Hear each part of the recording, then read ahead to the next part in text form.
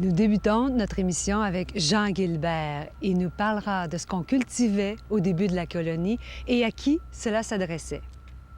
Jean Guilbert, l'agriculture existait avant les premiers colons, mais au début de la colonie, les terres agricoles étaient où? Comment c'était situé? Bon, on dit dans l'histoire, si ma mémoire est fidèle, que Louis Hébert aurait été ce premier Français européen là, qui a travaillé la terre en terre d'Amérique, mais les Indiens le faisaient bien avant lui. Louis Hébert était quelque part je dirais même sur la haute ville de Québec actuelle, il avait un petit lopin de terre. Les lopins de terre, c'était que quelques arpents, de toute façon, c'était jamais très grand. Mais les Indiens, autour de leur bourgade, avaient aussi leur propre culture. Les citrouilles, les haricots, le maïs et tout ça, c'était les Indiens, ils cultivaient la terre, les Indiens. Puis les colons, eux autres, sont arrivés, mettons, dans la région de Trois-Rivières, autour de Trois-Rivières, c'était quoi? Ils cultivaient Trois-Rivières. Les terres agricoles autour, là, c'était... Oui, aujourd'hui, on parle de terres agricoles comme si on regarde une grande superficie. Mais à l'époque, une terre, c'était un très faible lopin. Même si, par le système seigneurial, les terres étaient de grande superficie, rectangulaire, la partie cultivée était toujours très, très, très petite parce qu'on n'avait pas la mécanisation. Style grand jardin. Oui, mais un petit peu plus. Quand même, là, on commençait, c'était très d'abord autosuffisance. Donc, on avait beaucoup plus une superficie en culture pour le potager que pour une production animale. On gardait même pas de chevaux parce que c'était un luxe d'avoir un cheval. On gardait un bœuf, quelques vaches, des poules, un cochon, etc. Donc, c'était de faibles superficies. Donc, c'était vraiment pour la survie. Puis c'était au fur et à mesure que, dans le fond, Trois-Rivières, tu disais tout à l'heure que les terres étaient agricoles, puis autour, c'était des terrains. Ah oui, la base-ville actuelle de Trois-Rivières, c'était, de toute façon, le centre-ville, c'était, on peut parler du quartier historique de Trois-Rivières.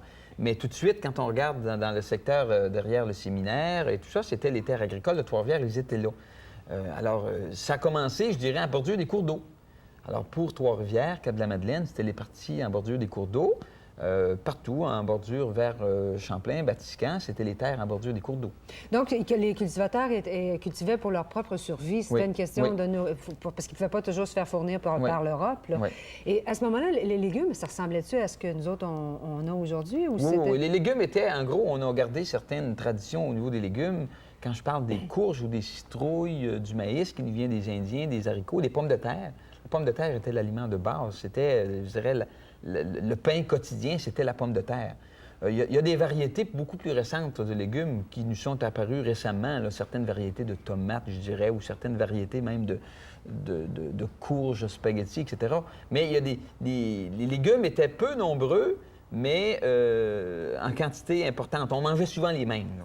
Puis là, on est parti du jardin, du grand jardin en arrière, potager, pour pouvoir... Là, j'imagine que lorsqu'ils ont commencé à grandir, c'est là qu'on a amené le bétail. Oui. Les Français avaient apporté du bétail déjà. La vache laitière est arrivée déjà avec la colonisation française.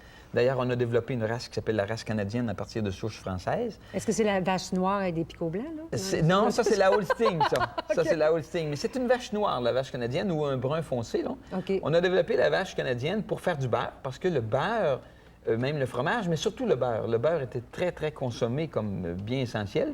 C'était aussi le gras qu'on servait dans certaines formes pour la cuisson.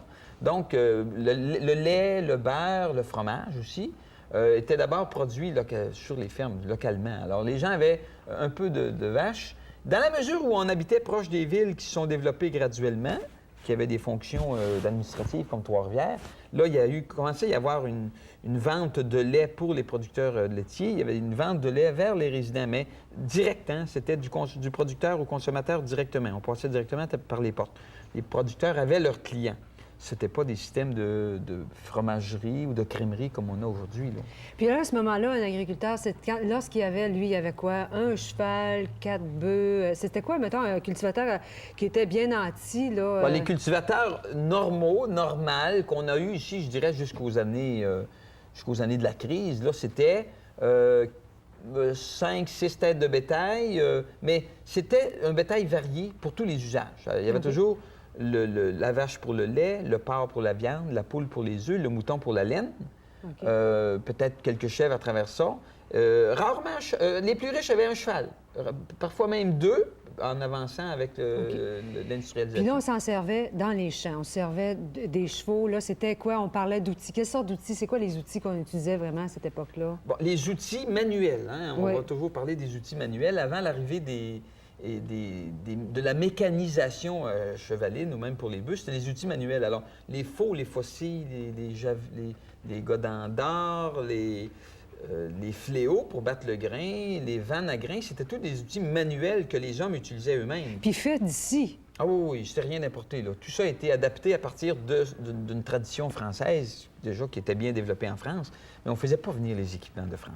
Nos outils aratoires ici, même ceux-ci, comme j'ai une faux ici, c'est des choses qui étaient faites ici, qui étaient développées ici. Puis j'imagine encore là, on peut préconiser que finalement, tout ce qui est mécanisation, c'est arrivé parce que les terres étaient plus grandes, les gens avaient des besoins plus grands. Bien, avec l'industrialisation, il y a eu l'urbanisation. Avec l'urbanisation, les besoins de produits agricoles ont été plus importants. Alors, il fallait produire davantage, en plus grande quantité, et aussi parce qu'il y avait des marchés nouveaux, comme Montréal, qui était une ville qui était en croissance. Il y a eu Shawinigan, d'autres villes. Il fallait produire plus, en plus grande quantité. Donc, on a agrandi les terres, on a labouré davantage, on a produit davantage. Et un facteur aussi que c'était pas juste pour l'alimentation, mais il y a eu de plus en plus de chevaux dans les villes.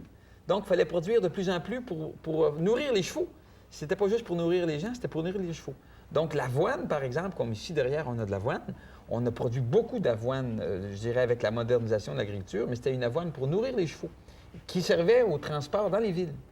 Et évidemment, le foin qui servait aussi à nourrir les chevaux. Et par la suite, bien évidemment, la production a été plus à des fins commerciales, là, la production agricole, là, pour la population. Y avait-il des secteurs ou des municipalités qui étaient plus agricoles que d'autres? Ou comment on pouvait... Il y avait les municipalités, je dirais, agroforestières. Et puis, il y avait les municipalités riveraines des grandes villes qui, elles, avaient plus un marché urbain. Alors, dans la région ici, je prends les municipalités riveraines comme Champlain, Sainte-Marthe, un petit peu Saint-Maurice, Saint-Louis-de-France. C'était des municipalités riveraines qui, elles, alimentaient la ville en produits frais. Lait, beurre, légumes, etc. Alors que les municipalités, que je dirais, de l'arrière-pays, eux, avaient plus une agriculture agroforestière. C'est-à-dire que on produisait du lait l'été qu'on transformait en beurre et qu'on vendait en fin de saison, mais l'hiver, on ne produisait pas. L'hiver, on produisait, les gens allaient davantage travailler en forêt. Et là, la production agricole était complètement arrêtée l'hiver. Là, on parle de quel coin? Ah, bien, les paroisses, je dirais Saint-Tite, Sainte-Thècle, même Saint-Stanislas, puis les paroisses plus récentes, là, Saint-Joseph de Mekinac, Saint-Roch de Mekinac, c'était vraiment de l'agroforestier. On produisait et pour l'autosuffisance, mais aussi beaucoup pour les chantiers forestiers. Écoute, Jean, c'est déjà terminé. Pas déjà. Déjà, on te remercie infiniment. Ça passe rapidement, merci.